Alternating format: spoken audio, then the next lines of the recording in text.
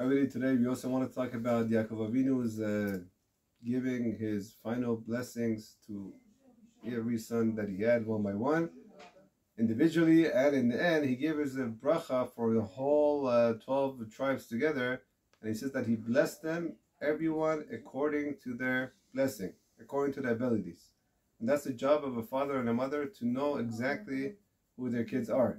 And that's what Shlomo HaMelech, Solomon, says, the wisest person that ever lived, that Chanoch Lanar Api Darko, that a person should know every single kid that he has, and to make sure that they're using their abilities in the right direction. One person is more working with his head, one person is more with his hands, he likes more carpentry, whatever it is. But whatever it is, of course, everything should be in the ways of the Torah, in the direction of the Torah, but you should always take his abilities and to make sure, like an arrow that you take in the beginning and shooting to the bullseye, you have to make sure to take the ability and make sure that it's going in the right direction.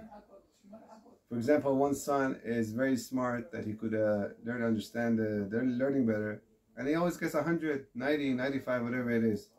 And you have another son or daughter that is harder for him.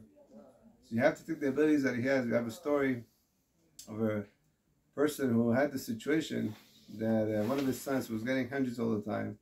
And that was the ability that he has, and he was directed in that direction by his father and mother. Another one of the sons, he was having a hard time. He was getting 50s on his test. So the question is, how do we look at it? Do we look at the cup half full or half empty? So the father was smart.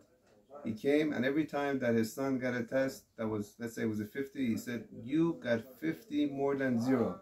Instead of saying, you up to no good, you got another 50 again. How long you get 50s and not get 100? But he was smart, and he told him that it's 50 more than 0. The next test, he got a 60. Again, he said 60 more than 0.